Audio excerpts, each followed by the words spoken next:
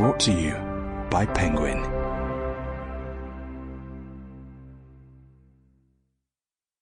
The Red Book by James Patterson and David Ellis.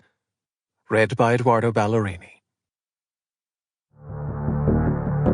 Book 1. Chapter 1. Lights, camera, action. This could mean everything to Latham. It could be his ticket out. But it could ruin him too. It could land him in prison. Or worse.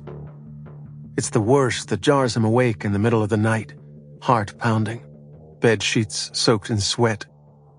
If Shiv ever found out. Shiv wasn't the forgiving sort. Shiv didn't have a sense of humor. Just ask Joker Jay, who one day last summer made the mistake of joking around a little too much with Shiv's woman. They found Jay in a pool of blood by the field house in Clark Park. Shiv had decided to take Jay's nickname literally and slice open both sides of his mouth. Jay doesn't joke around much anymore. And that's just for messing with Shiv's girl. Messing with Shiv's business. If anyone figures out what Latham's doing, he's a dead man. Shiv will make an example of him, beat him, torture him, leave his bloody corpse for all to see. This is what happens when you mess with Shiv. This is what happens when you mess with the business of the K Street hustlers. Lights. Easy enough. The sunlight of late afternoon pouring through Latham's bedroom window, up on the 4th floor of the apartment building. Camera. A small one, hidden inside the AC unit perched halfway out his window, overlooking the street to the south. Action. A silver BMW sedan slows at the intersection down the street, then turns left, driving north on Kilbourne toward Latham's position.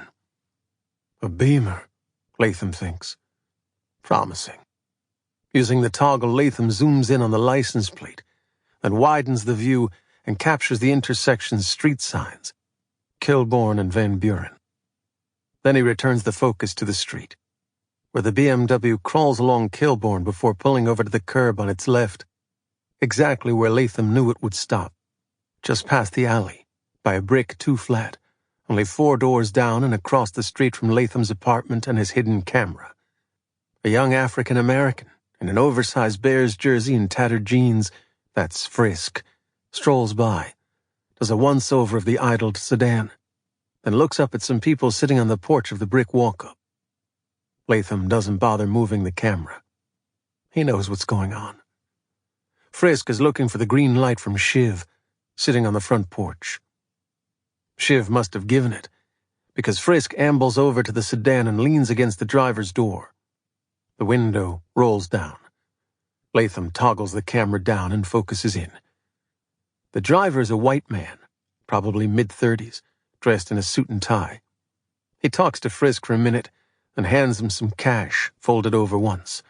Frisk palms the money like an expert, still leaning in close, then gestures down the street to the spot where the driver will score the drugs he wants.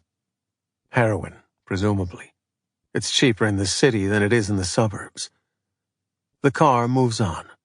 Latham stops the camera, downloads the short video onto his laptop, picks up his cell and calls his cousin Renfro, in his 3rd year at the DMV since graduating from Farragut. Reads him the license plate. "Registered to a Richard Dempsey," says Fro. "From River Forest.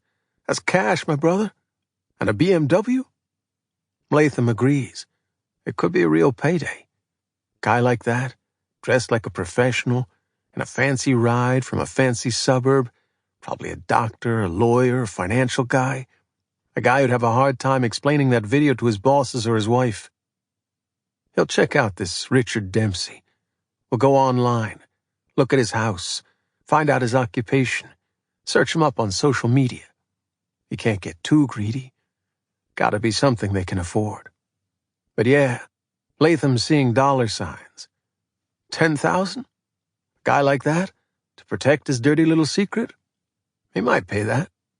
Shit, $10,000? That's more than halfway to the tuition for film school. More than Latham could make in 6 months at Best Buy. Sample complete. Ready to continue?